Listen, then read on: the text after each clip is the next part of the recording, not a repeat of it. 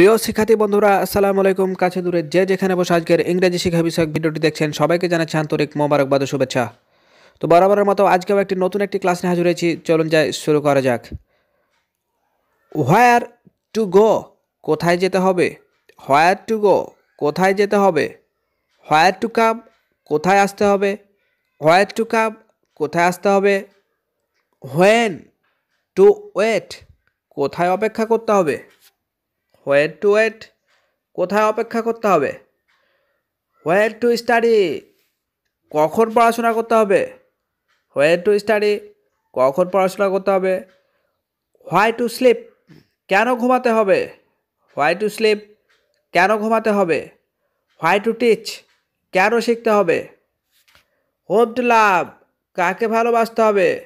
Home two লাভ, কাকে ভালোবাসতে হবে। হোম টু পিক আপ, কাকে আনতে হবে।